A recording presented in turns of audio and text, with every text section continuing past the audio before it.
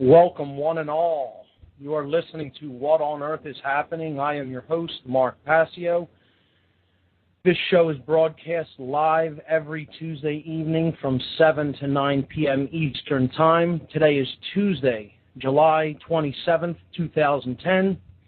My website is whatonearthishappening.com.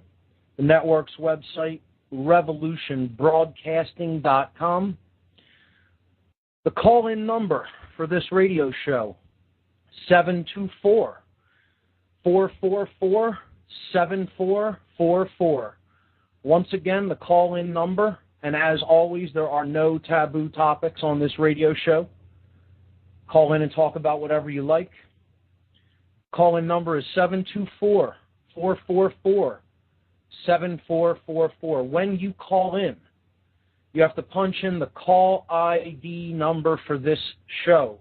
The call ID number for What on Earth is Happening is 83515.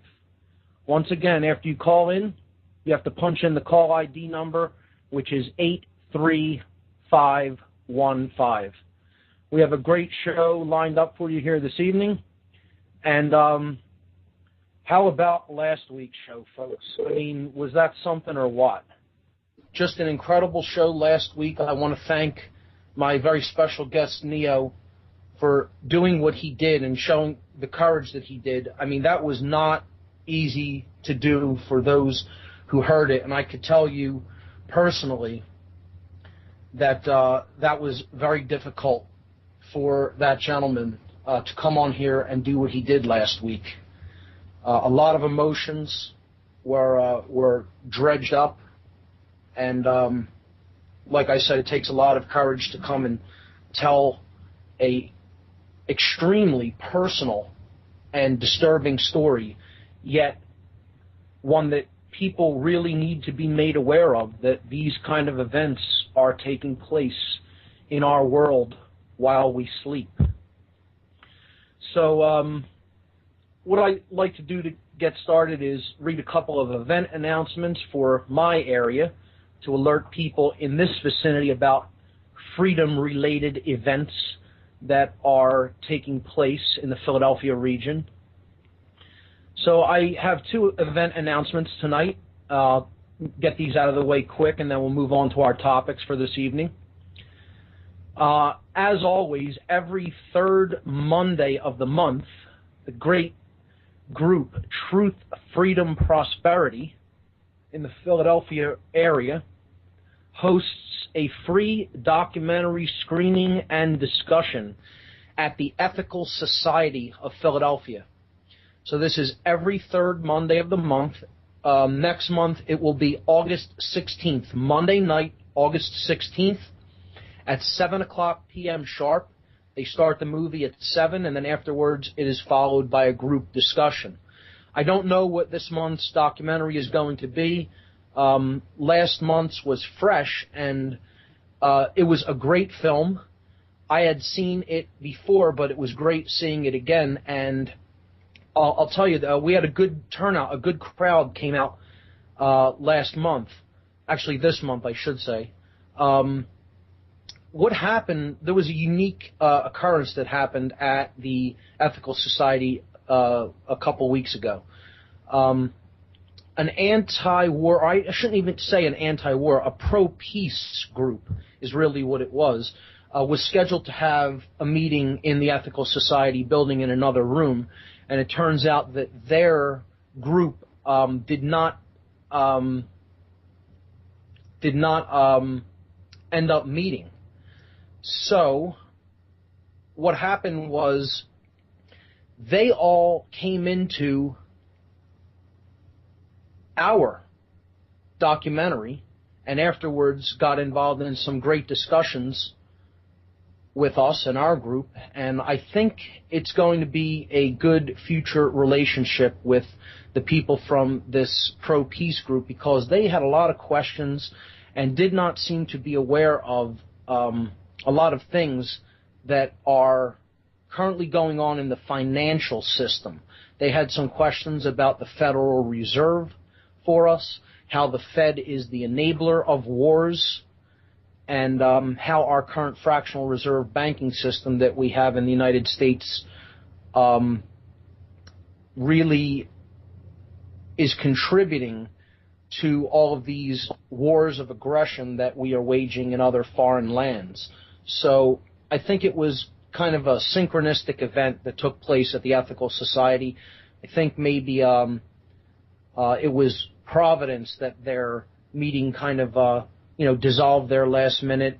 I guess the group leader didn't show up, and they were kind of put in touch with a group that has a lot of the information that maybe some of them simply have lacked up to this point and yet are hungry for. The people in this group seem to be hungry for some of the information that Truth, Freedom, Prosperity had to give them. So come on out. Ethical Society building is at 1906 South Rittenhouse Square in Philadelphia.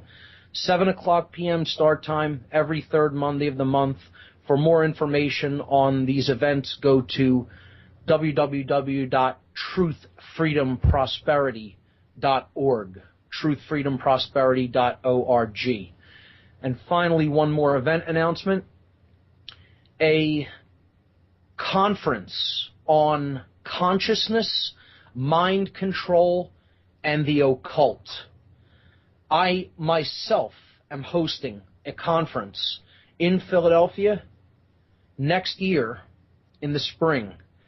It will be called Free Your Mind, a conference on consciousness, mind control, and the occult. The date for this will be Saturday and Sunday, April 9th and 10th, 2011. The location will be Ruba Hall. Ruba Hall is at 414 Green Street in the Northern Liberty section of Philadelphia. This event is already looking to be a great one. It is really shaping up. We have some great organizers. We have some great speakers lined up already. The event already has 4 confirmed speakers. We're going to look to have about somewhere between 12 and 14 speakers for this event. But right now we already have 4 confirmed speakers. I myself will also be a speaker at the event.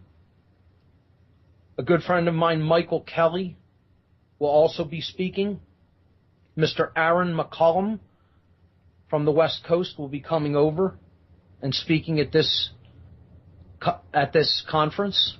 And newly added, for the first time, I'm announcing this. We just got confirmation. Laura Magdalena Eisenhower, the granddaughter of Dwight D. Eisenhower, former President of the United States. Laura Magdalena Eisenhower will be speaking at Free Your Mind, a conference on consciousness, mind control, and the occult, April 9th and 10th, 2011 in Philadelphia. It's only going to be $20 per day for a fantastic event. We're really going to wake a lot of people up with this one. We're going to have some great speakers. I started putting together a website for it. I'll be announcing that website here next week on air.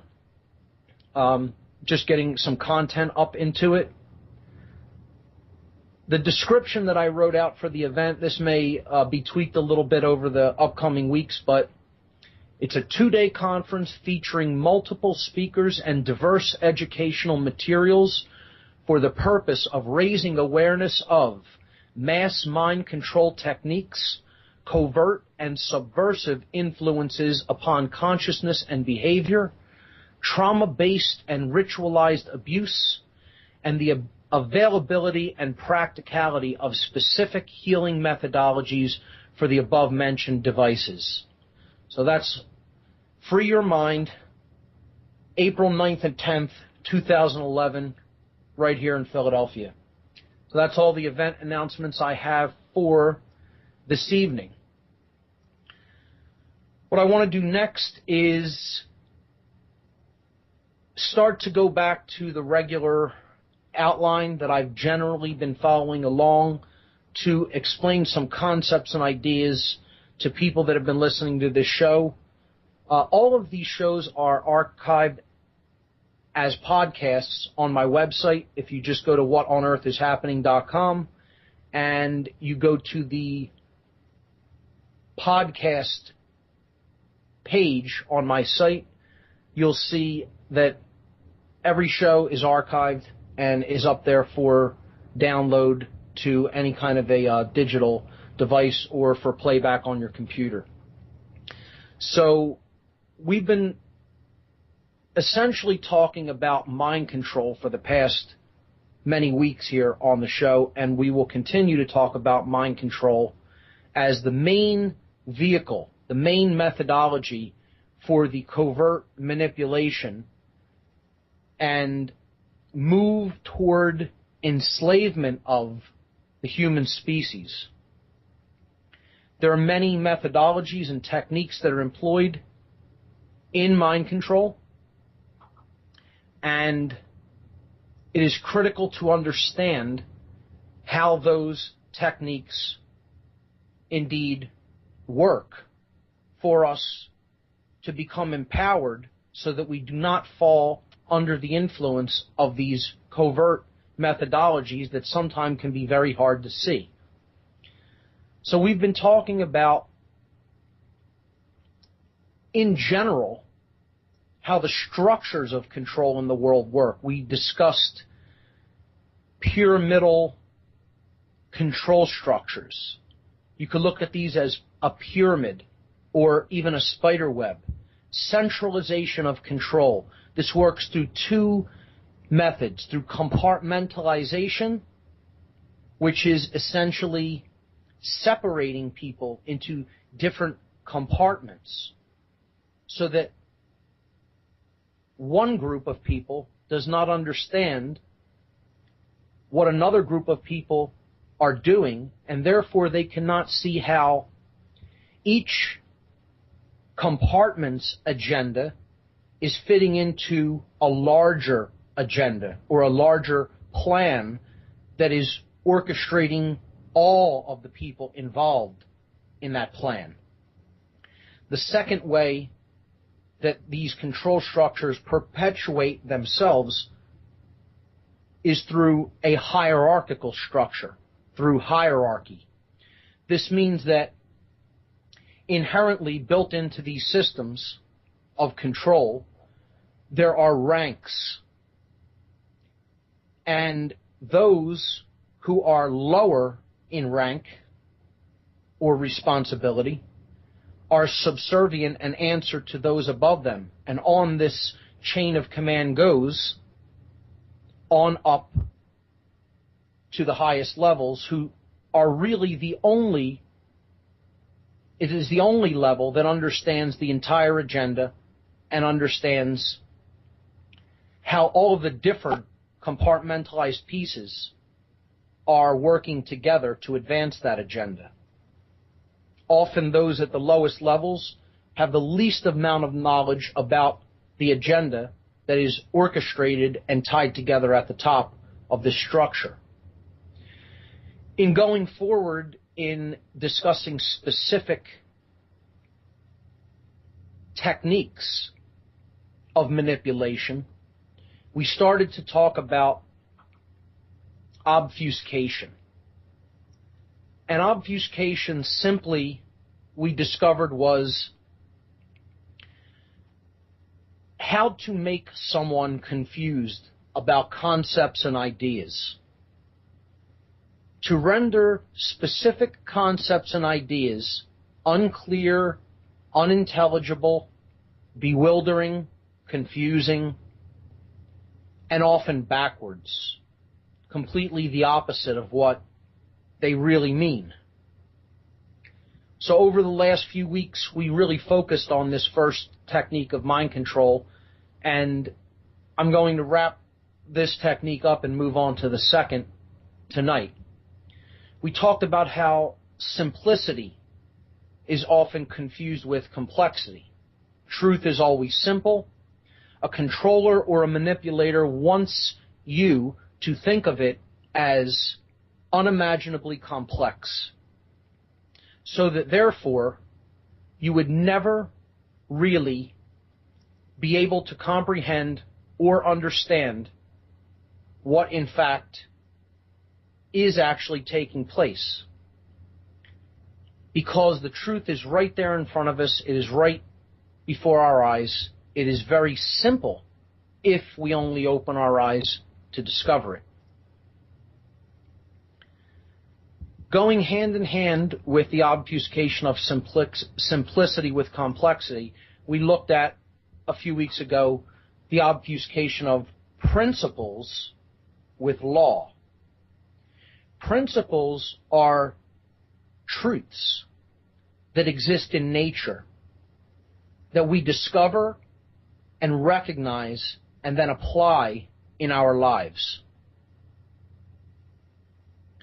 Law is man's attempt to control others through decrees and therefore invoke fear of punishment for violating said decrees of man. And in doing so, this prevents the understanding of principles that exist under natural law.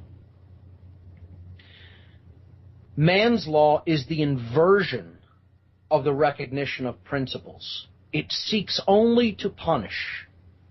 It does not seek to actually educate regarding natural law, because it only seeks to serve its own ends, which is more power and more control. Hand in hand with this, of course, went the obfuscation of self-control or dominion, owning one's own thoughts, emotions, and actions and uniting them into a harmonious vibration, harmonious working, such that as one thinks, so one feels, and so one acts. This is obfuscated with the aforementioned fear of punishment, which is one of the lowest levels of consciousness that one can ever choose to take any action based upon. We also discussed the obfuscation of gnosis, which is knowledge acquired through direct experience of a thing, or direct experience of a principle which has been discovered. This gnosis, true knowledge, is obfuscated with belief and belief systems, which we briefly began to discuss religion as one of these obfuscation techniques, which is one of what I call the heavy guns of manipulation, and we will be delving deeply into religion as the weeks go on. Not so much this evening, but it ties in with the obfuscation of true knowledge, or gnosis, with belief systems that are simply that. Some beliefs may hit upon truth, some may not, but they are clung to because their adherents would rather think of themselves as being right in their beliefs rather than pursue the truth regardless of where it goes and how uncomfortable it may make one feel. So that was the basic idea of the obfuscation of gnosis with belief. Finally, we were looking at the obfuscation of individuality, true individuality, the uniqueness of a living being, with the concept of culture. And I had briefly begun getting into this topic when the show ended a couple weeks back. I'm going to explore this out a little bit more, and then we're going to change gears and go into the concept of worldview poisoning. which essentially has everything to do with how we view ourselves and those around us, and our purpose and our value in life. So let's look at the obfuscation of individuality with culture.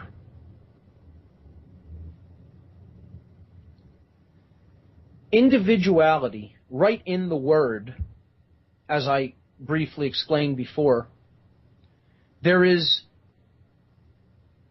the word divide and dual. And it is prefixed with in, which means not. If we become a true individual, we are not divided and not dual. Now, of course, one thinks of this exactly in the opposite terms if one is in deep conditioning or mind control. Because we think of a true individual as one who completely separates themselves from everything else. The man who thinks he's an island, and we all know no man is an island. No man or woman is an island, right? As we've been told. Well, this word really means to not be divided or dual with oneself. Higher case S, uppercase S, self, which we talked about the differences between the true self and the ego-driven self, lowercase s self, weeks ago on this show, which you can go back and listen in the archive. Right in the word individual, not divided or dual. One who has become whole with oneself.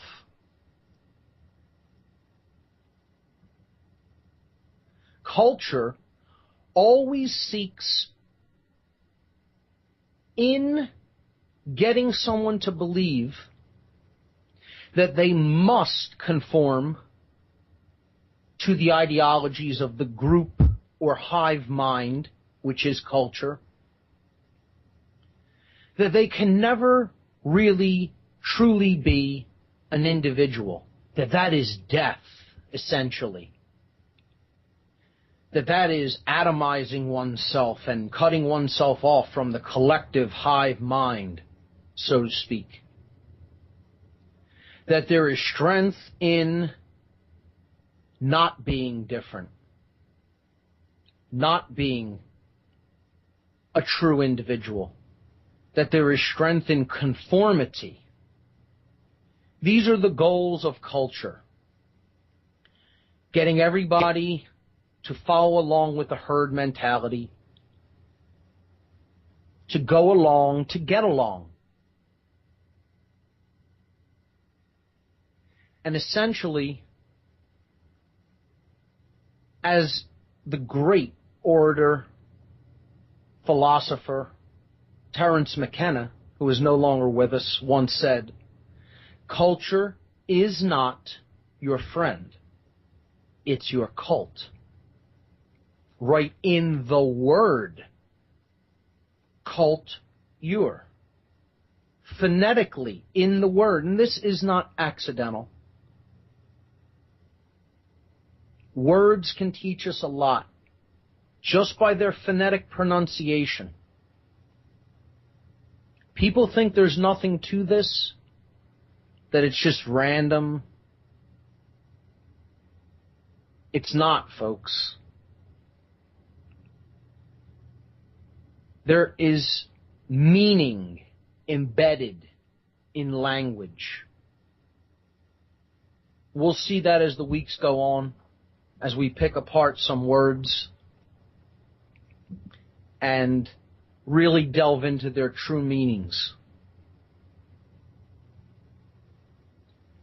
What I'd like to do to flesh out a little bit more the idea of what culture is and how it obfuscates not only one's personal identity,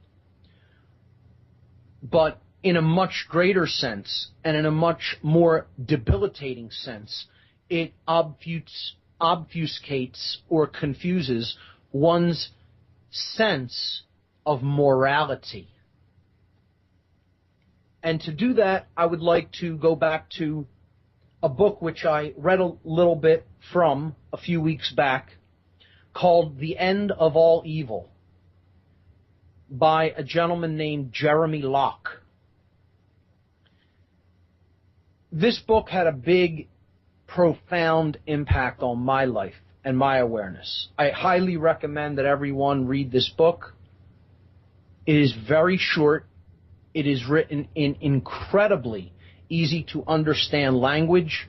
It flows easily. You will not easily want to put this book down. Some people will just be able to tear through this and read this book in a couple hours. It's only about 90 pages, large print, easily available online. Of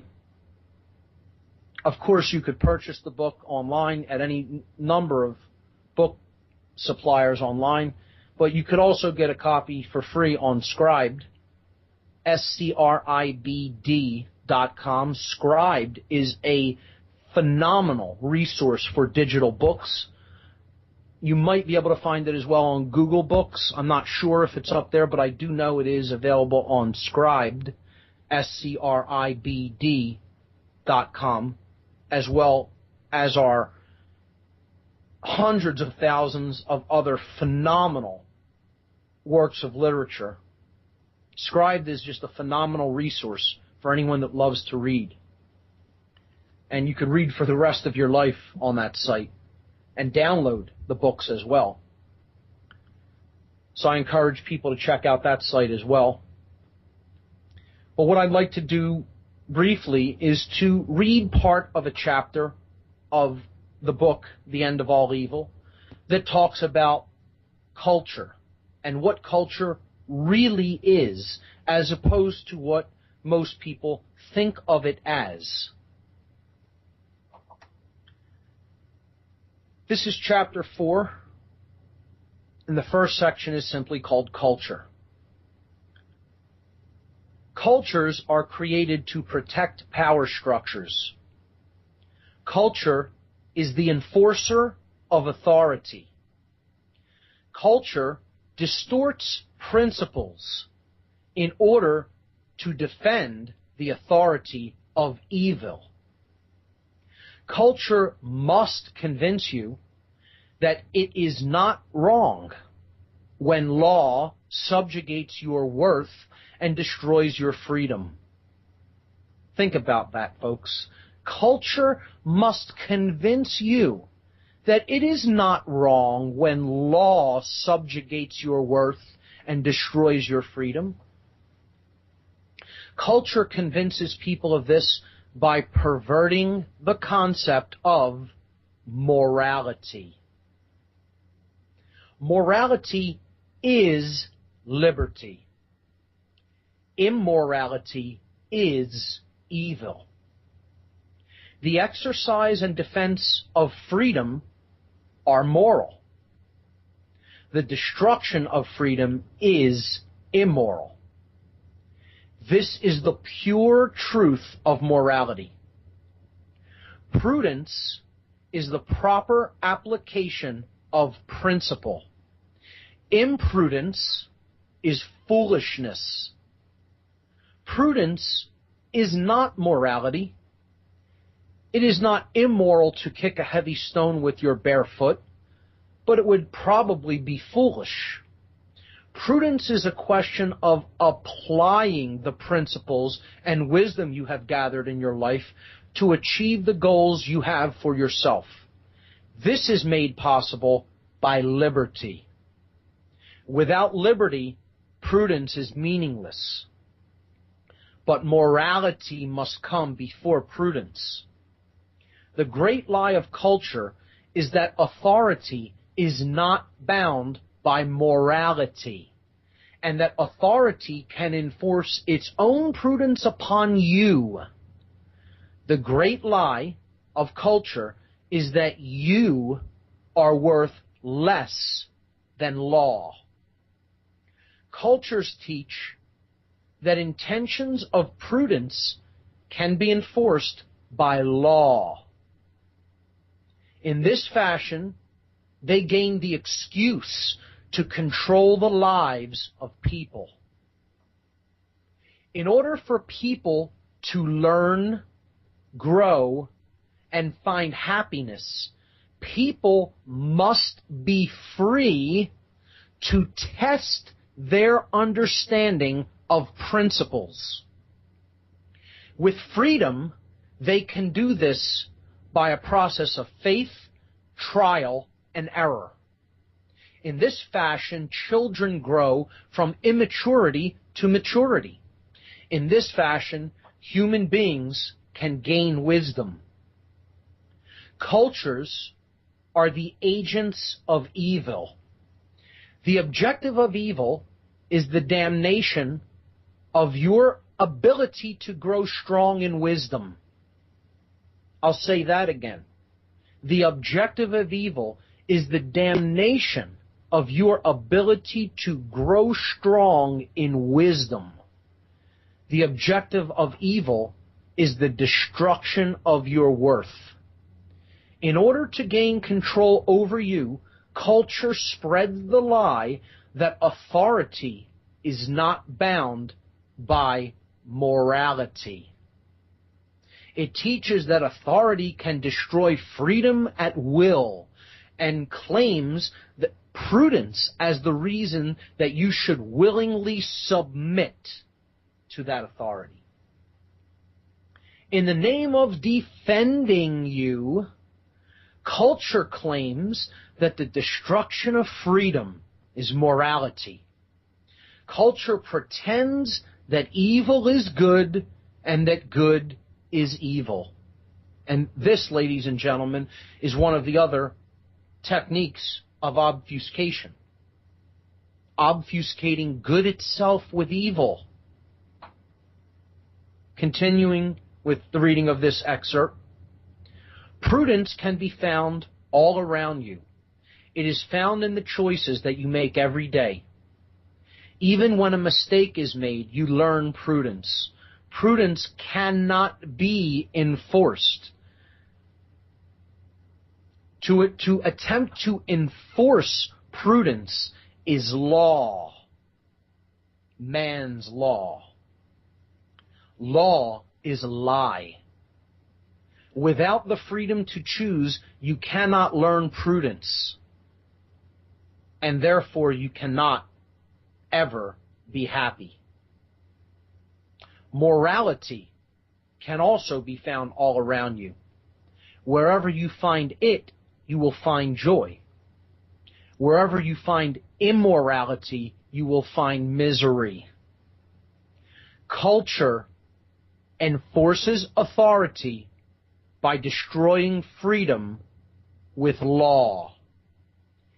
This is immorality. And I feel that that is a brilliant condensation of what the ideology of culture really is. Now, we are not talking about living in social harmony. That is not what I mean when I'm using the word culture. Again, I'm using the word culture as that which destroys morality through the application of law that is based in control and the limitation of freedom. And yes, of course, I know the justifications in people's minds and the arguments that will be made is that laws are made to try to enforce moral principles. Well, therein lies the complete non-understanding of what principle is, folks. You can't enforce principle. You can only discover it and live according to it in your life. You cannot enforce it. You can speak the truth of a principle out into the universe and therefore help others to more become aware of it and its existence and its truth, and then to also influence them to live according to those principles. But you cannot enforce prudence, as Mr. Locke is explaining in his brilliant book. Once you go down that path, you have tyranny. Every time. Not once, not sometimes, every time. It always works the same way, because you are applying the basic essence, the energy of fear, control, and the desire to control others is based in the polarity of fear, as we've talked about many times on this show. In attempting to create anything that is good, anything that is true, anything that is free, that is based in freedom, you cannot do that. Cannot do that by using the polarity of fear, because that leads to internal confusion or obfuscation, which leads to external control or the destruction of freedom. People need to be free to experiment with natural law principles and reap the consequences thereof. Culture, through law, is the destruction of that ability. And therefore, it is the destruction of the individual.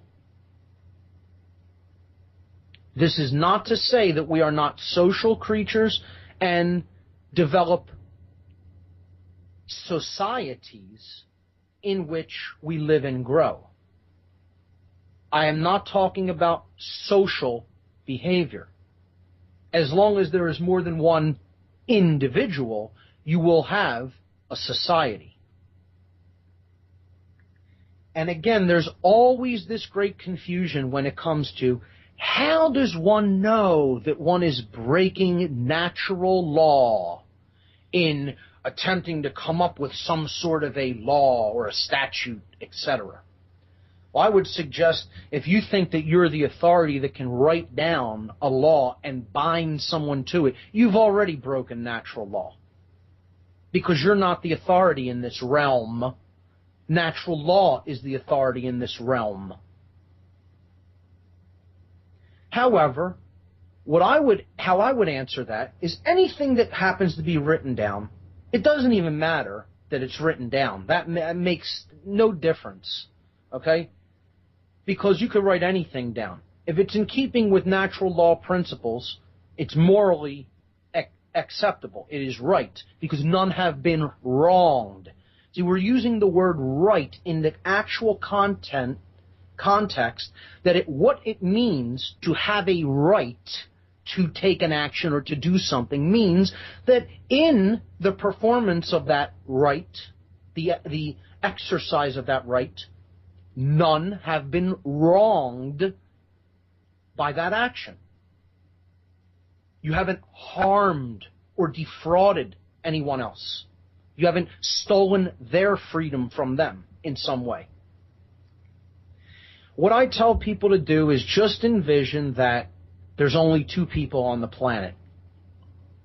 So if there were only two people on the planet, you and another individual, if you have the right to take a certain action in relation to them, living in this society of two, then it is right under natural law.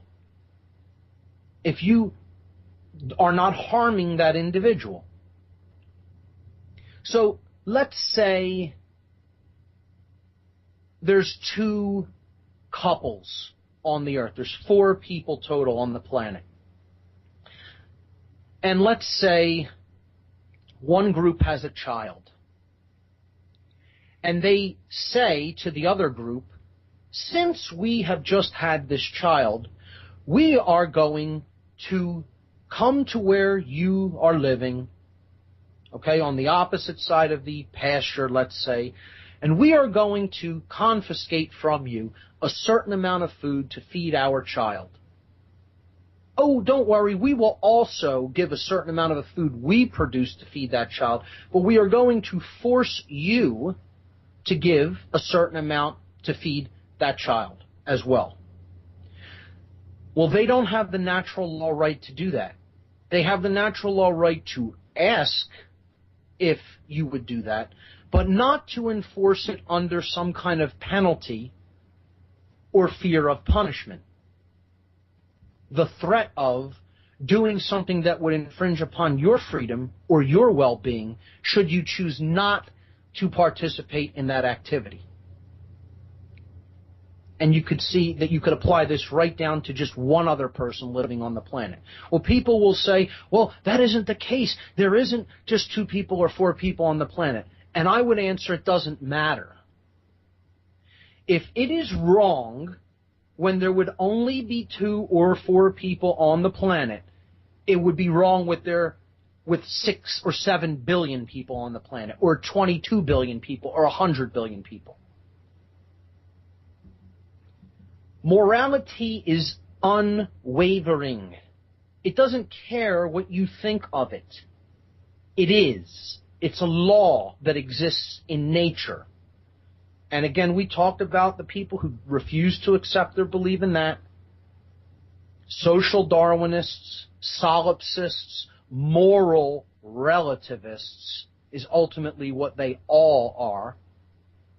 And this is the path toward a psychopathic society.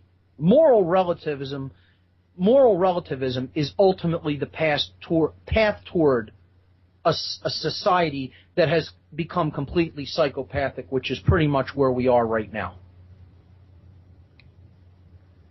And there are people who will fight you tooth and nail to the death that there is no such thing as natural law. This is a completely out of control left-brained ideology. We get to make up what's right or wrong. Didn't you know? You didn't get the memo? It's a great deal being the arbiter of truth in life, isn't it? That's how you get to every totalitarian regime in history, through moral relativism.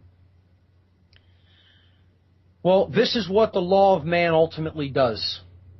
Because based on our likes, our preferences, we get to make up what's right and wrong, what people may and may not do. It's a great deal.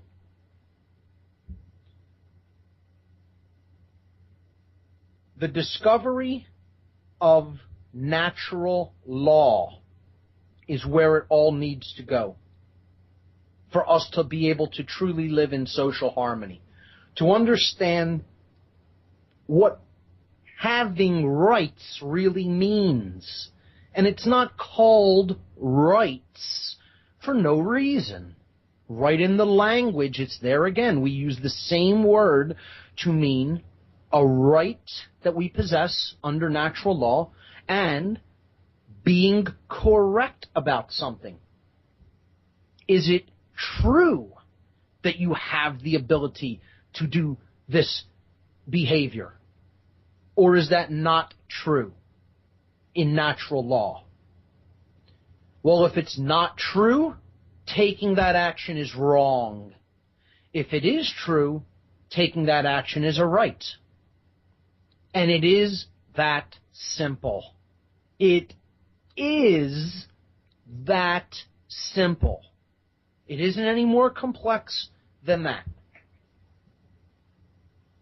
The problem is so few people know what is right or wrong under natural law because of how screwed up they are mentally, emotionally, and spiritually because of the brainwashing and mind control that culture has put them through, that they have absolutely no clue about what natural law rights and principles are. None.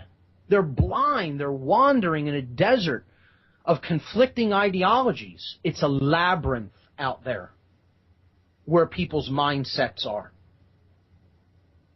I'm an observer of people and people's behavior, and I'm telling you, their mind is twisted up in knots about what is right and what is wrong.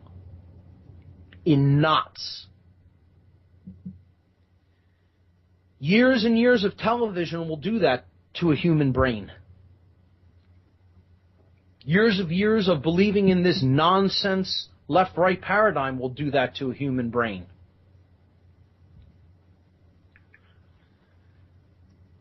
Years and years of falling prey to obfuscation with the distortion of principles will do that to a human brain. We have to become clear, folks. Obfuscation is to render unclear. We have to get clear about what is right and wrong. Obfuscation means to render unintelligible. We have to become intelligent about natural law principles because we've gained gnosis about these principles through direct experience of applying them in our lives and making mistakes in relation to them, which can be the greatest teacher. And we have to be free to make those mistakes. Obfuscation wants to create confusion within us, and we have to become unconfused. We have to become clear, intelligent, and we have to be sovereign, which means we have to become the ruler. What of? Well, nothing more and nothing less than our own house, our own thoughts, our own emotions, and our own actions. And that's the only thing we're allowed to rule over under natural law. We need to get clear about this, folks. We're running out of time. When we become clear,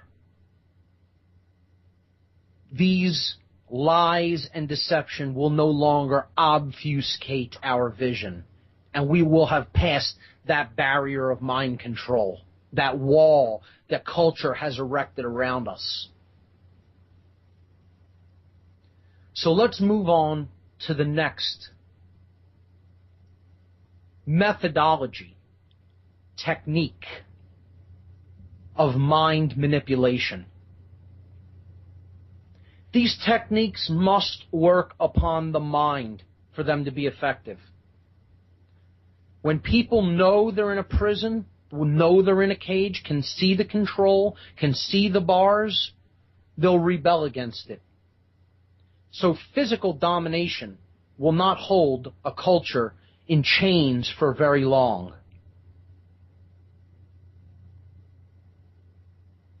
The spirit, the higher self, when it is present, cannot be ruled externally. It is too powerful of a force. It is pure being. You're not going to rule that. So the plane that is attacked, the domain that the war must be waged upon, is the mental domain, the realm of mind. The second technique of mind control is worldview poisoning. Worldview poisoning is just what it sounds like. Our view of the world, ourselves, and our relationship to others in it must become poisoned. It must become sickened for us to be further controlled and mentally manipulated. A person who has a properly focused and functioning worldview, which we began talking about already. We talked about the very concept of worldview on earlier shows. A person's worldview must be skewed in order for them to be controlled. What do I mean by this? We have to think of ourselves in the world in a certain negative and dark way. We have to think of our value in a negative and dark way, and in a limiting way. We have to think of human nature in a very negative and dark way in order for a mind manipulator's techniques to work better upon us. Ultimately, what this is all geared to do is to get us into victim mentality. Victim mentality. And we all know what this means essentially, because we've all seen people like this and heard their language, seen their body language, felt their energy. And we all know the victim mentality phrase, the victim mentality mantra. But what can I do about it? We've all heard that mantra repeated time and time and time and time again. And what puts that thought, roots that thought into someone's consciousness is a poisoned worldview. That's what puts the thought, what can I do about it, into someone's brain and keeps it there. This sense of powerlessness. Because after all, I'm a completely atomized, cut off, helpless, powerless, tiny person with no real power, right? That's the victim mentality. That's what it thinks. Because of the overall, overarching worldview that they have that says an individual doesn't matter. An individual is powerless. An individual cannot make any actual change. That's the next biggest part of worldview poisoning. It has to get you to think that change is impossible, and it has to get you to think that you can never impact the lives of others, influence the lives of others, to get change to ripple out into a wider framework.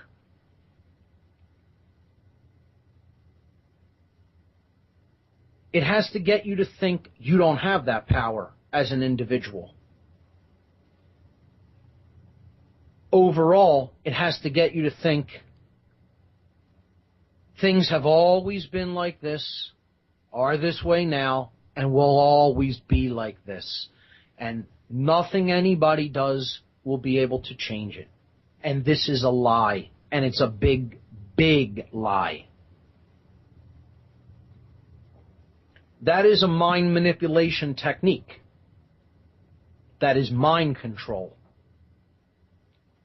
Let's look at some of the components of worldview poisoning.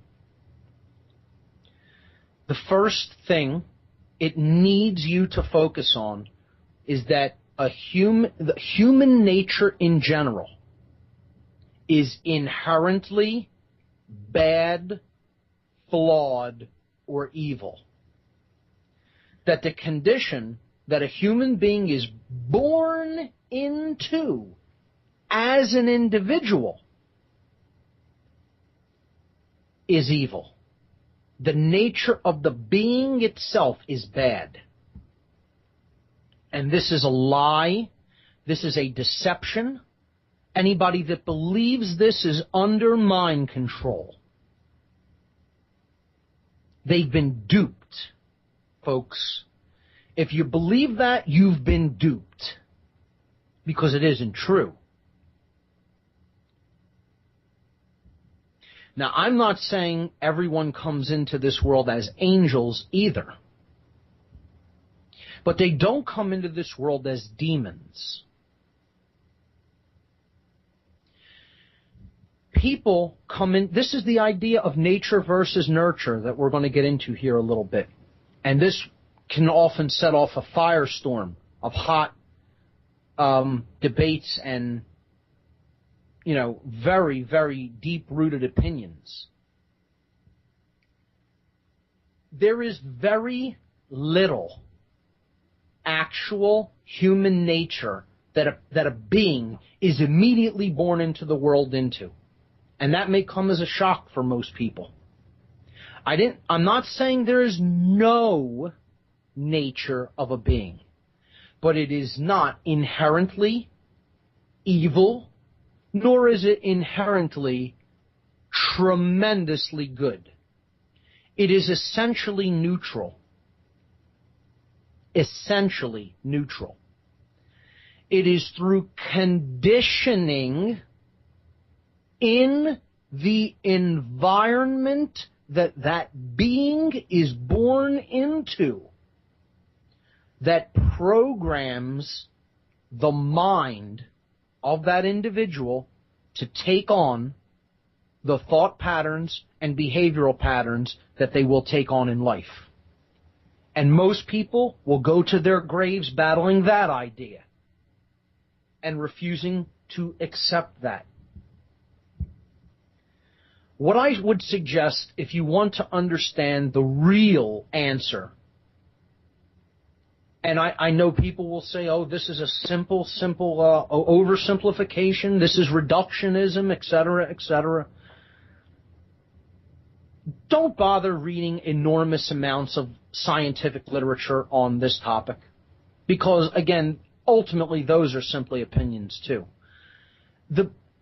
Honestly, the best thing I have ever seen, I've read psychology books, I've read neurophysiology about the brain in regards to this topic, sociology. It's all largely speculation and conjecture. The most beautiful thing that I've ever actually seen done about this topic, and I know this will be a shock and people will get a laugh out of this, is the movie Trading Places by a great American patriot, Aaron Russo. You want to see how human nature really functions? Watch Trading Places. When people are born into the world, their environment programs them. Who they are around, what they see, what they hear, behaviors they see other people taking, opinions they hear batted back and forth between people around them and their families, amongst their friends, their schoolmates, their co-workers, etc. The first 6 years of a human being's life, they don't have actual formed opinions. They're like they're like a dry sponge sopping up everything, all the moisture from their environment. The human mind is essentially a computer with a blank hard drive at the beginning of life. Maybe some firmware instructions on chip, okay. There's a little bit of nature there, but it's largely nurture.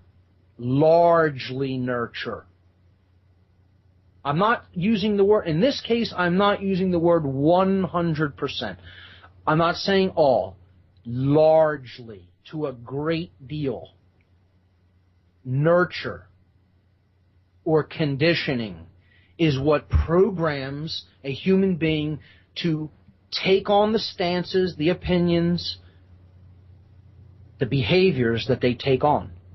Now, this can be changed through information that one takes in.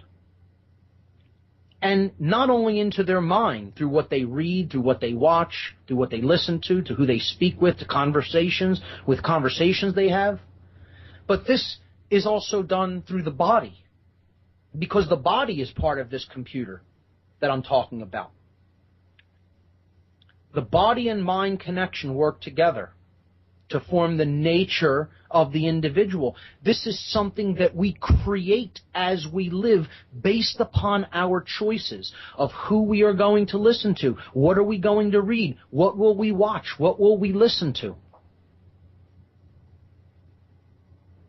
who will we hang out with,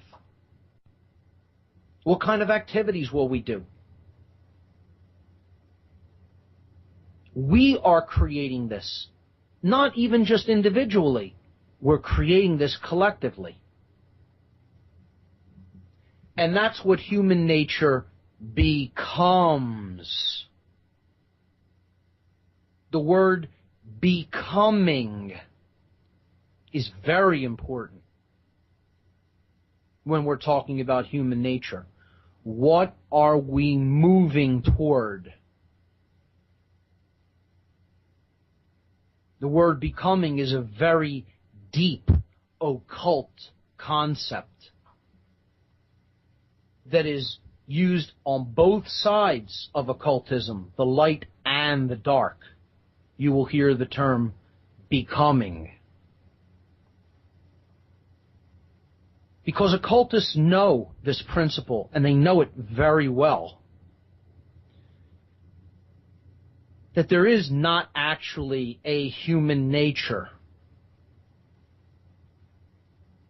Human nature is what we create it to be actively through our choices. What controllers and manipulators want you to think is that we are born into reality inherently flawed and inherently bad. The concept of original sin in religion. The concept that if left to our own devices, we would simply be animals. If there were no controls, namely government, well, nothing could be farther from the truth. And if you bought this idea, you bought a lie. You were fooled. And that's why it will be very, very difficult for most people to admit that they got fooled on this, that they got clowned on it, that they bought a great deception. More people than not in the world, I would suggest, from conversations that I have had with people, asking people for their opinion on this, actually believe that lie. That we're born into the world inherently flawed and inherently evil. And if there weren't tight and strict controls exercised, that there would be chaos, that everybody would be killing each other.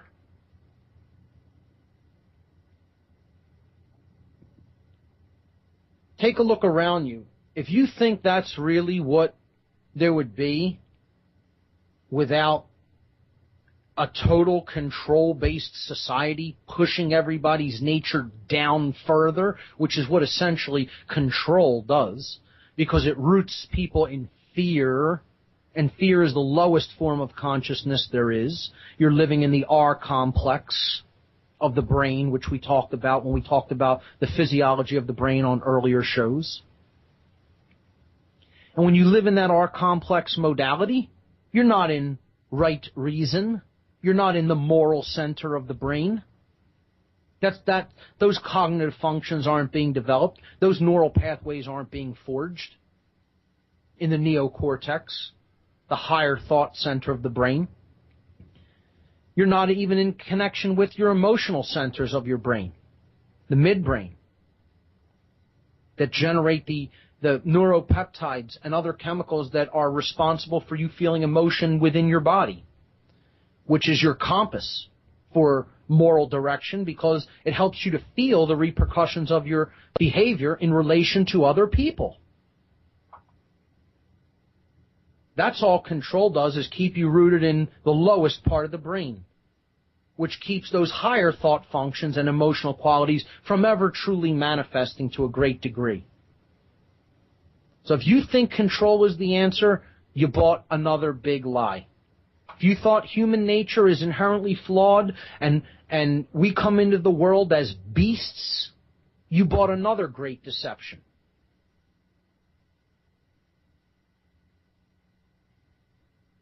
Our behaviors are conditioned like instructions put into a computer. You put crap in, you get crap out.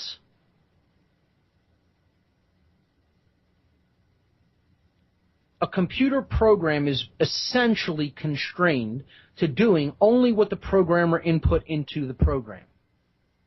That's all it can really output to the screen or to an output device like a printer. In order for it to output something different, the programming must be changed. Or in other words, the human's condition, current conditions, must be overcome through an act of will. Meaning using your ability to think, your ability to feel, and your ability to act and change behavior to create a positive change in life based upon what information you put into your mind and what nutrients you put into your body. And that's what will change your body-mind computer. And it's done through an act of will. Once we reach an age where we are able on our own to begin deciding what we are going to believe, accept as true, and now in an age of unbelievable, practically unlimited sources of information, there's no excuse for adult people not doing this task. It's because they've been conditioned to be lazy and ignorant, and to accept that because they've given up their personal power, their personal responsibility, and have said, let other people handle my problems for me, that they don't want to do that. And that is part of the conditioning factor as well, a part of the mind control as well. Get people to not want to care about decisions and events that affect their lives to a point where they'll just let anybody do it because they think they're better equipped to do that than the person themselves. Oh, go ahead, vote over this, make decisions that directly affect my life, and I'll accept what you decide. What kind of a follower herd animal would you even have to be to accept that notion? To even accept the notion that there is such a thing as representative government at all. Oh, really? You represent my interests. You represent to me what my interests are. Really? Wow. Wow. Imagine this. And people go for it. They continue to vote for a representative.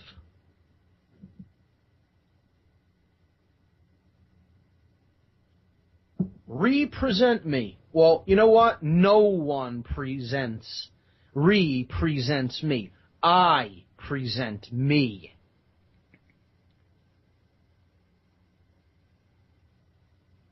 I am an individual, not divided or dual. I understand natural law principles. I understand morality. I know right from wrong. And I'm not afraid to say that I know that. I can live in social harmony with other beings without harming other people or trouncing and stepping all over their natural law, rights, and freedoms. I have that ability. I know that's the only path to freedom. And therefore, I respect that natural law, which is not created by any being in this cosmos. It is the living cosmos, the unified field. You can call it whatever you want. Call it God if you want. Doesn't make a difference. It's that which is. It's truth. I tend to want to look at that force as more of a feminine principle, or in other words, the Holy Spirit, if you want to put it in a religious context or a cosmic context of some sort. It is a living spirit that essentially governs this realm in regards to what decisions and behaviors are made and taken. We live in harmony with the principle of harm none, do what you will, we'll be okay. If we live according to the ideologies of, I'm going to try to control as many people's actions and behaviors as I can to get them to do what I want them to do, then we're going to be in for a very, very disturbing experience here. And it goes hand in hand with that. It also means turning my back when I see immoral acts of control constantly perpetrated upon other people and not doing anything about that.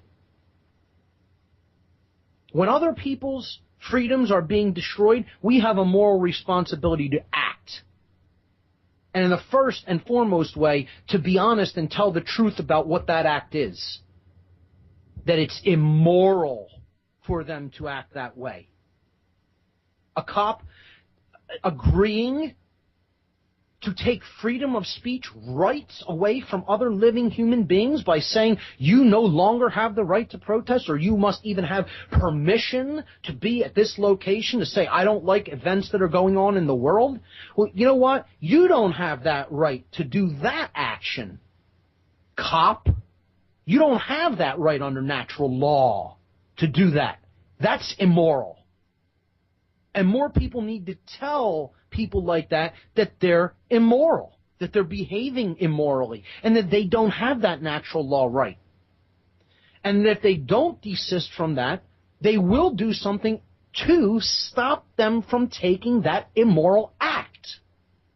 They don't have the right to take it. Harm is being done by them taking that action upon other living beings and their rights and freedoms. But unfortunately, these people are too dumb to understand that. And it really is that simple, folks. And I'm not going to apologize about that. I'm going to say exactly as it is. They're dumb people. They haven't read books. They haven't discovered natural law. They haven't been raised properly by their parents. Yeah, you can bring in the whole idea of public schooling, putting people in this mentality. Social Darwinism is really being taught. Moral relativism is being taught in the schools. It's parents' responsibilities and the local community's responsibilities. The society to educate their young properly in moral law. Well, you can't get that education if the older members of society actually believe in this nonsense of moral relativism also, which happens to be the case in most places. Let me tell you something. Sadly, I didn't acquire my understanding of natural law from my parents. Far from it. And it pains me to have to even say that, but it's true.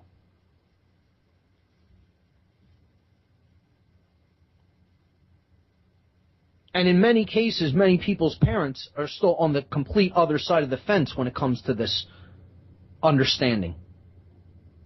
They still don't grasp it at all. Worldview has everything to do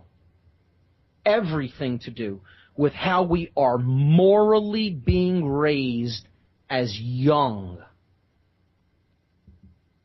When we don't morally raise our young according to principles, not according to you have to become successful and make this much money and get this kind of a job and drive this kind of a car and have this much money in a bank account and dress this way and look this way and talk this way, that's all nonsense. Most people's parents aren't actually educating their young about moral principles in life. And that's the sad, cold, matter-of-fact reality of this world. And that's why they grow up with a demented sense of human nature. And they have no idea how human nature actually does work. It's all conditioning. Conditioning. We're born into conditioning. We're born into a society that's under sickness and dementia and mind control. And then we take on those psychological properties as we grow older. And then we spend most of our lives trying to overcome and deprogram from that conditioning. And we wonder why the world is as screwed up as it is. Once again, I'm going to give the call-in number for the show. If anybody wants to call in and talk about anything, call-in number is 724-444-7444. The call ID number is 83515. Call-in number 724-444-7444. Call-in ID 83515. We're talking about mind control and the technique known as worldview poisoning. And we're talking about the first principle, the first technique, I should say, of worldview poisoning is to get people to accept the notion that human nature is inherently evil. And you got them under pretty good mind control once you accomplish that task.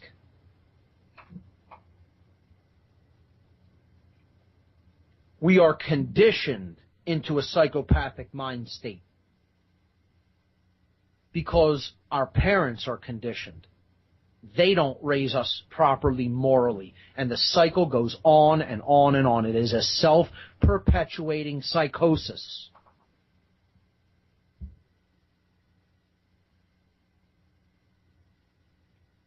It is largely nurture or conditioning that determines what we will behave like upon reaching adulthood.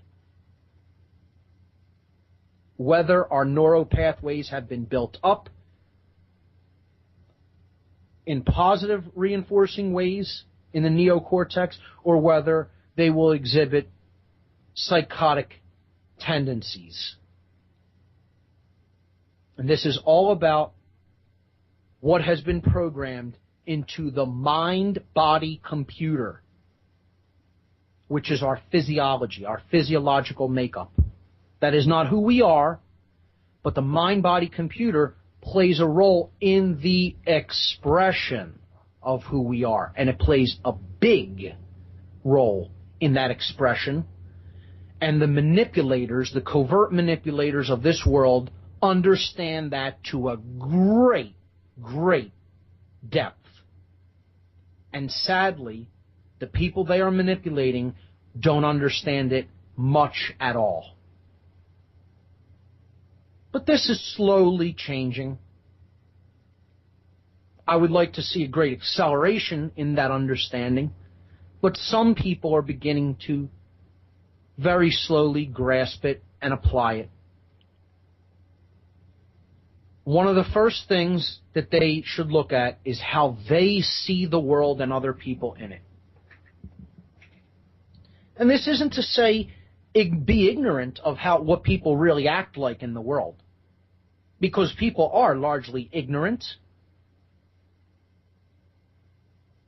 And they get into the pattern of accepting ignorance and being apathetic. You know, the whole joke, you ask somebody, what's worse? Human ignorance or human apathy? And their answer is, I don't know and I don't care. Sad but true. We can't ignore that fact that this is the current condition that people have worked themselves into, but we make a great mistake when we think that this is the eternal nature of the human being.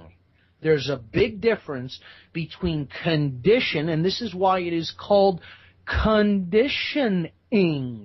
See, it's all in the words, folks. All in the words. It's not called conditioning by accident. It's called conditioning for a reason. It's how it was made into this condition, which we currently call the human condition.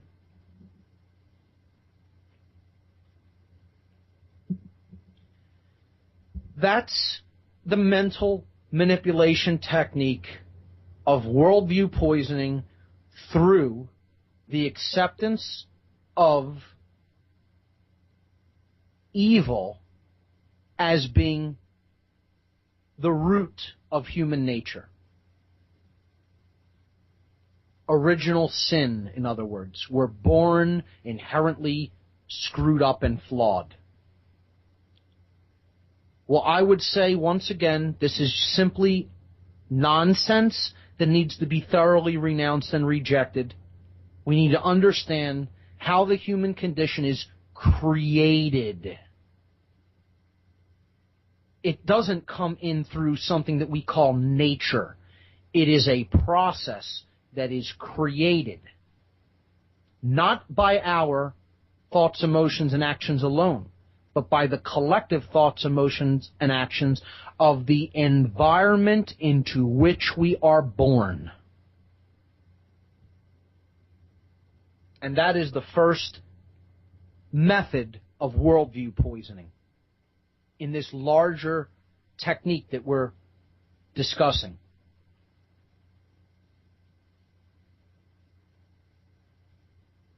Let's go to the next component of worldview poisoning. And this ties hand in hand with human nature and the way we see ourselves in the world.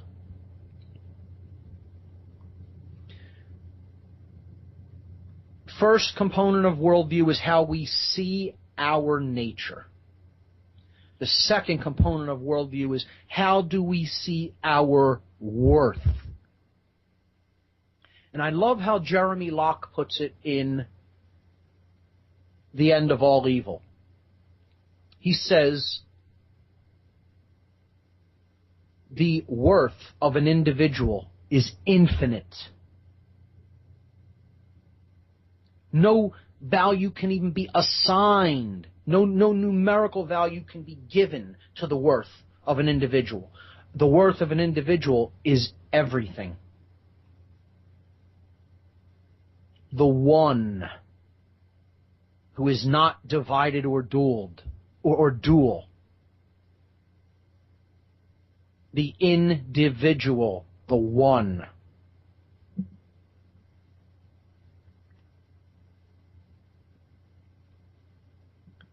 Well, what do most people in our current conditioned society believe that an individual's worth is comprised of? What makes our worth? What makes us worthy?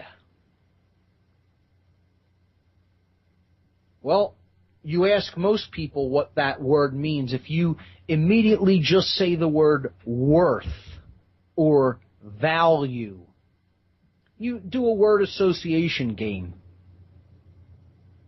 Write the word worth or value down on a piece of paper and tell people to just write underneath it one word that they associate with those words. And I almost universally guarantee you that the first word that will come to their mind that they will write down on that piece of paper is, drum roll please, you don't even need one because you already know what it is, money. Money. Because sadly, most people, not all, think that that's what determines the value of the individual. How much money does he make? What kind of car does he drive? What kind of house does he live in? Where does he live? How much money is in his bank account? What kind of clothes does he wear? What does he look like? External appearance. What you have. People think what you have is what you are.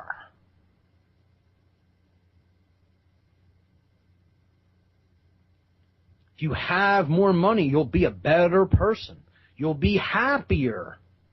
You'll be worth more. You'll have more value. Really?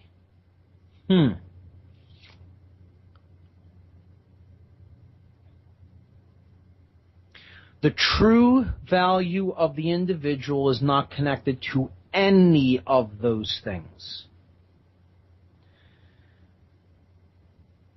What determines the worthiness of an individual is how moral they behave in the world. That's what makes you a good person. That's what makes you a better person. When we say a bad person, do we think of a bad person as someone who has no money?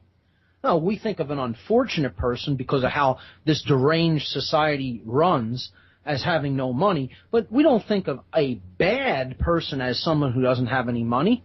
Yet we think of the worth of a person as having money. We connect that in our brain. This is all mind control. This is all a manipulation technique.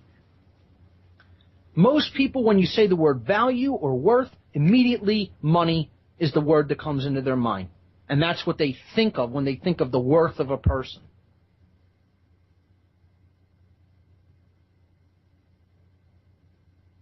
Very few people will write down that values have to do with morality. Values have to do with freedom. Values have to do with principles.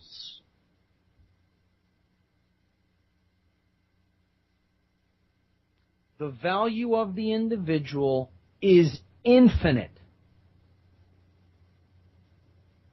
What makes someone a good person or a bad person is how well they apply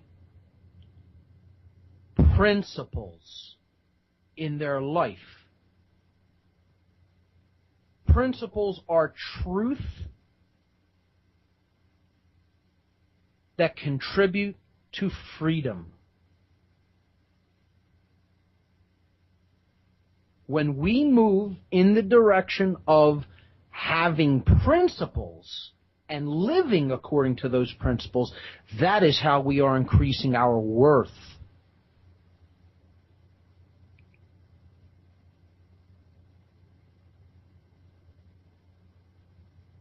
Not by accumulating worthless pieces of paper into a bank account. So we have to understand the distinction between true value, which is based upon principles, and this fake notion of value and worth, which is another manipulation technique, a technique of mind control to get us to poison our worldview of not only ourselves, but of other people, because it gets us to look at them as something that is worthless or of no value. When in fact, what we should be looking at as in relation to what is the worth or the value of this individual is, are they principled? Do they have principles? That they are living their lives according to truth. But how many people, when meeting somebody, try to find out how well in harmony with what is true in the world do you live? One of the first things we ask people upon meeting them is, what do you do? Meaning, how much money do you make? What kind of a job do you do, so I can get an idea of how much money you make? This is ridiculous. What about one of the first questions after meeting somebody is, do you live your life in a moral way? How about asking that question to people after we meet them? Instead of saying, hi, what's your name? My name's John or Jim, Mary, Ellen, whatever. And what do you do? Not, are you a good person? What do you think of as far as, the nature of what is actually taking place on this planet? What do you actually know about what's going on in the world and around you? How conscious are you? How principled are you? How much do you care about truth? How about those questions after what's your name? But most people try to run in the opposite direction from talking about concepts like that, because it makes them uncomfortable, because they know the answer to those questions in very high percentages of people is that they're not principled. They don't care. They'd sell their principles out in a minute for a paycheck. And they do it every day. And that's what needs to change. And you can say all you want. This, can sound preachy or self-righteous. Go right ahead. This is why the world's descending into tyranny, folks. Because of how we value ourselves and how we are not principled people when it comes to money. We'll sell out our principles for a paycheck in a second. 90% of people or more would. And that is what human nature is becoming, not what it is. And that's done through mind control, through conditioning. We have to get back to principles. First things. To put first things first. That's what being principled means.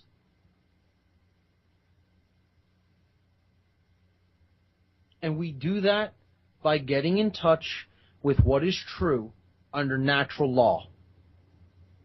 What do we have inherently in nature the right to do, and what in nature, inherently, by natural law, do we not have the right to do? We get in touch with that and live according to that law, and no other shall say nay. And that's the only right we have. If you hear what I'm saying. So let's move on past the second method of poisoning someone's worldview. Getting them to think of themselves as a number.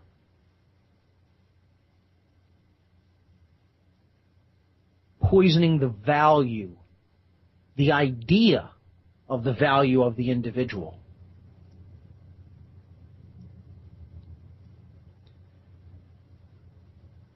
Again, the next way that we are targeted for worldview poisoning is a controller, a manipulator, a worldview poisoner.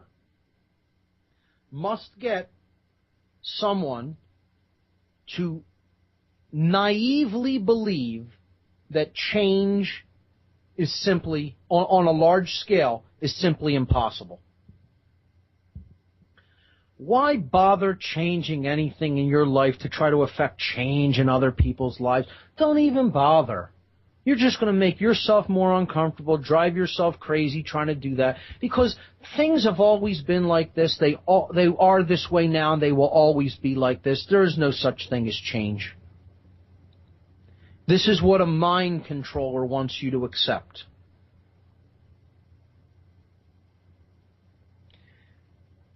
Once again, if you buy this notion, you're under mind control. This is what mind control is, folks. These aren't even just the techniques. What I'm describing here, these things that I'm describing, is what mind control is. Okay?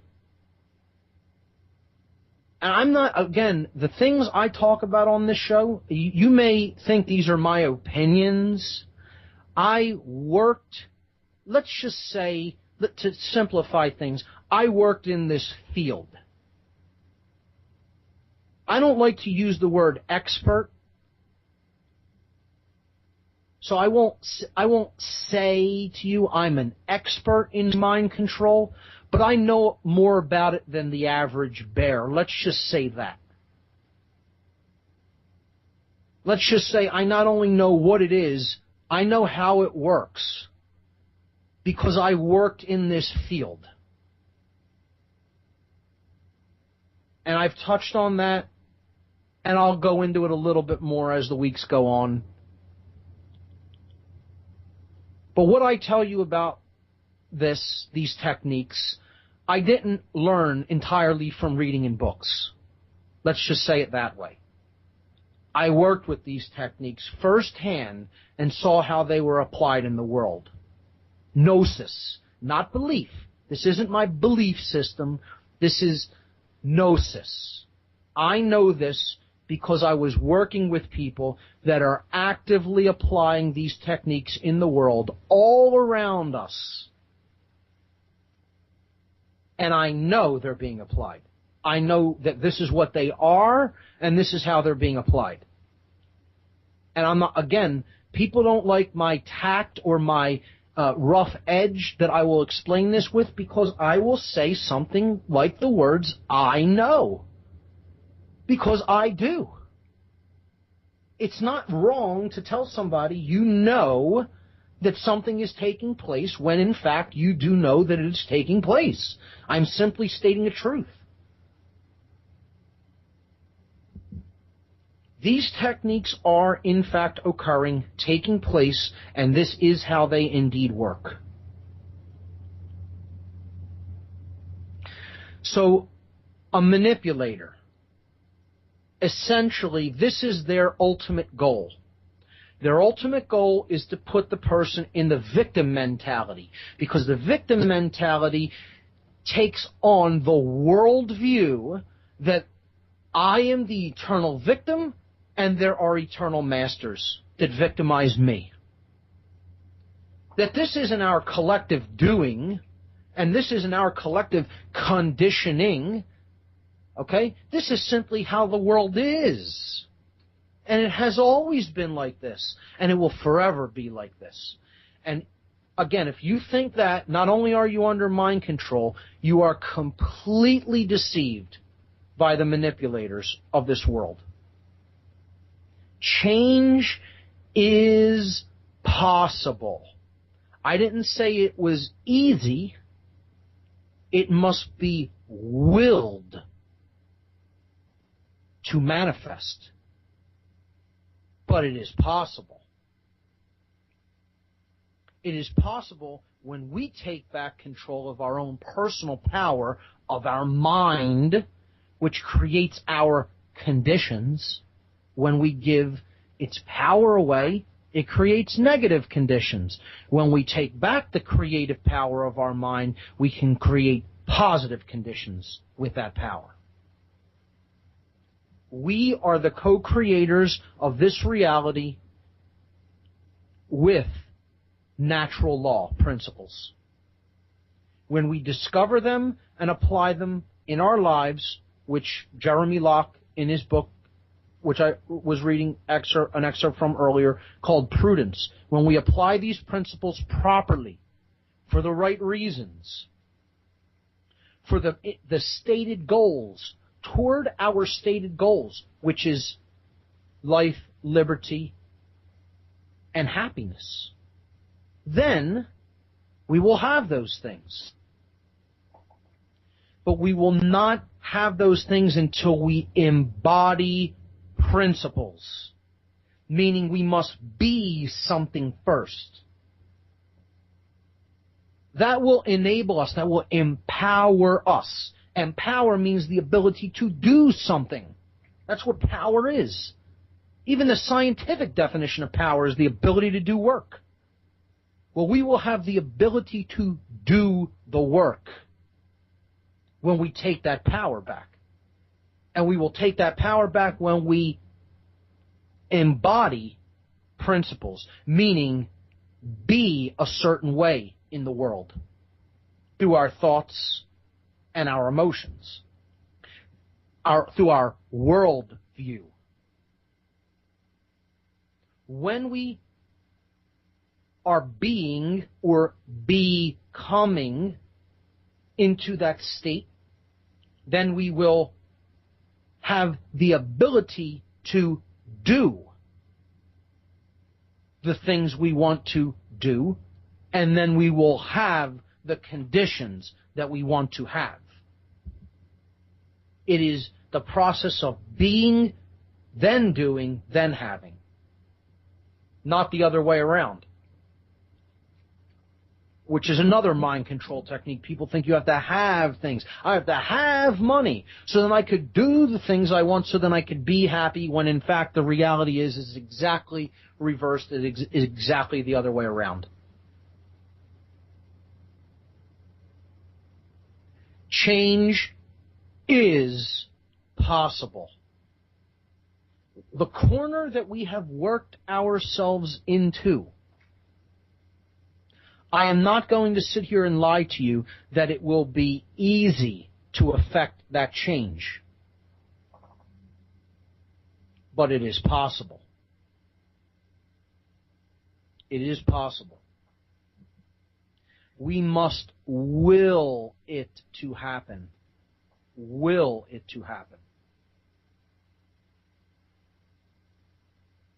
And that will be accomplished when we arrive at true intelligence, true care, and true courage. You know, all the things in that movie, The Wizard of Oz, a deep occult allegory. Dorothy, who wants her conditions to change and to go back to a peaceful state that from whence she came, called Kansas. Or peace, in other words, or truth, or freedom, all of these things. She has to acquire helpers along the way toward that goal, to get past the illusion of this grand manipulator, wizard, who has the ability to control everything and really has the ability to control nothing. It's all the power that people are turning over to this fraud. So she meets the scarecrow, and he needs intelligence, the brain. The woodsman wants a heart. He wants true care. And the lion wants true courage. When we develop these three principles, then we will override our conditioning, and the human condition will change. And we will have that which we desire. Good quality of life, peace, prosperity, freedom, and happiness. And not a millisecond until. Not a millisecond. And that's exactly as it should be. And people think they're going to take shortcuts to this goal. Again, this whole New Age movement notion. You know, you hear a million things about this. A sudden awakening is going to happen. Well, people aren't going to have to do great work in uncovering how all of this stuff works. They're not going to have to expend a lot of effort to learn new things and research, ideas and, actually change their thinking. It's just a sudden awakening that's going to happen. I mean, I can't even tell you what BS that is. or that we're going to magically morph and go into another dimension. You know? Don't wait for this stuff, folks, because it's all occult-driven nonsense. Some of the occultists I worked with in the past told me, wait till you see the labyrinthine nature of the notions that we're going to pump out through our publishing houses. And what these utter, unthinking people will accept into their brainwashed worldview. They'll believe anything we tell them. Anything. Because what people don't want to hear is that hard work is required for change to occur. Never am I ever going to use the phrase, to change is easy. You'll never hear me say that, because it's not. It's hard work that has to be done through an act of will. Willpower is how this is accomplished. Anybody telling you that it's easier than that is a liar, a fraud, a charlatan, or an idiot that knows nothing. And many people are telling many people that, and many people are believing that notion, that this is just some kind of it's going to be a laid-back organic process that we don't direct. Well, yeah, there is a notion of stepping into a slipstream where you stop fighting against and doing all the things that are wrong. And then this process does become something that unfolds naturally. That's certainly true. But don't think this isn't work that has to be accomplished through an act of our willpower. Change is possible, but I will never tell you that it's a given. It is not a given. It's not easy. Just something from the sick, twisted condition that we exist in now in the world. It's not going to be just an easy process to get from here to there. It's going to be a long journey fraught with peril, more likely than not. That depends on how many people, ultimately depends on how many people heed this message. Heed the warnings that are being given about how we're on the wrong path, and then heed the message on how to get onto the right one. And knowledge is required. It is not just a heart-based thing about love and care. Those are absolutely one of the three essential critical elements that must be present. You have to care deeply about this, not so much that it becomes, a cut your nose off to spite your face situation. However, I think you have to care a lot. You have to care deeply. Your heart has to be in the right place. But you have to have intelligence about how these principles that are working against you on the other side are working, like a chess game. Because the people who are playing this manipulation game are very skilled at it. And they have a long history in their bloodlines of practicing these techniques. And they know how to implement them and execute them very well. And most people on the other side of the game haven't even sat down at the game. They don't even know a game's being played on them. You tell them, hey, there's a game going on here. You got your opponents whipping you. What game? What's chess? That's where most people's mindset is at. Not all, but most. And again, I would say that is slowly changing, but not nearly at the rate it needs to really have a deep impact on the outcome of this game. And it's all about what we want to see happen. You know, people will tell you, oh, I want this, I want happiness, I want prosperity, I want peace. Well, what are you actually doing to put those goals into manifestation? Just hoping for it doesn't make it so. The notion of the law of attraction as just being something you hope and wish for and visualize to make it happen is nonsense. That is not how the law of attraction is actually applied. You have to manifest things through how you think and feel, but then toward proper action in the world through courage. So you need the know-how, the care, but if you don't have the will, forget it. It's never going to happen. You hear where there's a will, there's a way. Well, that's absolutely 100% true. The way lies in the will. That's why when we talk about some occult symbolism, we get into the pillar of the will. What is that? What does that mean? It's true wisdom on how to manifest change in the world, which is what we're talking about here. That change is possible. But only when three critical ingredients come together: knowledge, intelligence, true care, and then courage to act in the proper moral ways in the world by an act of will, by the power of the will.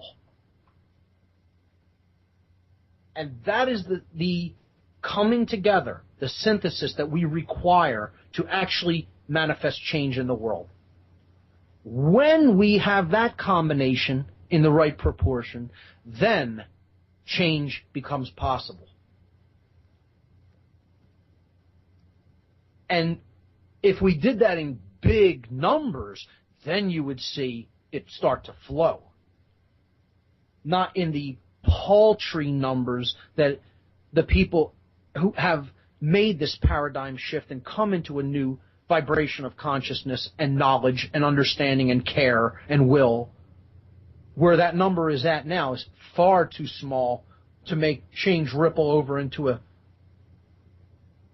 worldwide dynamic. I didn't say that's not possible. I said at the numbers that we're at, don't expect that to happen where we're at right now. We have a long way to go and a lot more work to do, and a lot more people have to make this paradigm shift, this fundamental change in worldview.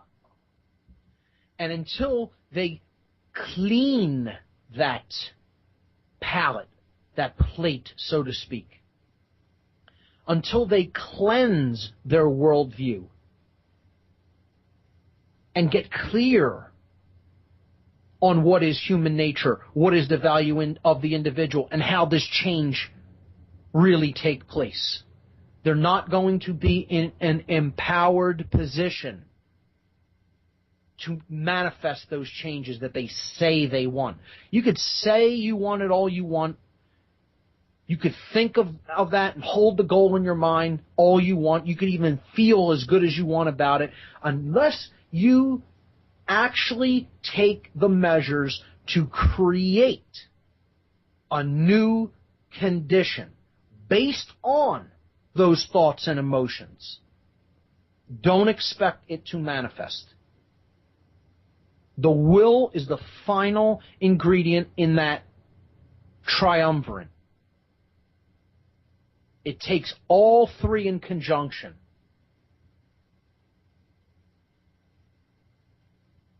That's why the all-seeing eye representing this activated consciousness is always within a triangle. Three things must converge. The triangle is another sacred shape.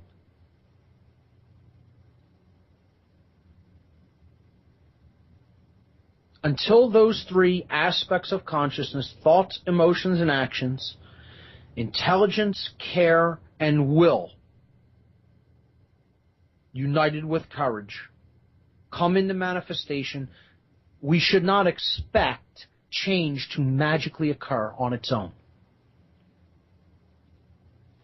So that is how the whole technique of worldview poisoning goes to work upon the human mind.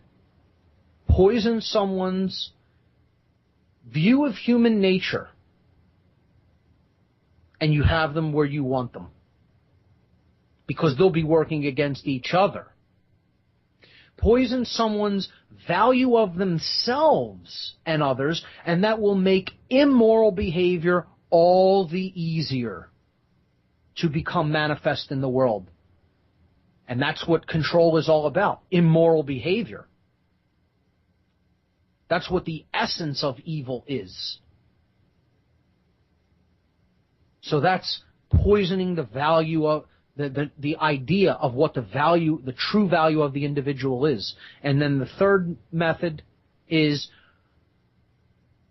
poison someone's mind with the thought that change cannot actually occur, that we are stuck in this condition eternally. All of these things are lies. Human nature is not inherently evil. The value of the individual and the worth of the individual is not based upon a number. It is based upon the dynamic living spirit that is within everyone, and change is possible. When we understand these things, that is when our worldview will be cleansed, will be healed, which is the first and foremost technique of consciousness raising, healing, solutions that we will talk about many weeks from now when we get into practical solutions to the problems that we are experiencing in the world. Worldview healing. How do we heal this poisonous worldview that most people have taken on in this system of manipulation? We'll talk about some specific healing techniques and modalities. So this is where I'm going to leave it for tonight, folks. I think there was some sort of a technical issue going on TalkShoe. It doesn't look like any calls were able to come in because my TalkShoe connection dropped out there somewhere in the middle. I'm seeing that I don't have the TalkShoe connection on Skype, so I apologize for that. I may need to rework some things on the technical end, but not to worry, I'll work that out. I think we covered a lot of ground today, and we will go into more mind control manipulation techniques on next week's show. So thank you, everyone, for listening in. I'll see you all here next Tuesday night at 7 p.m. Eastern. I'm Mark Passio, and you've been listening to What on Earth is Happening. Thanks, everyone.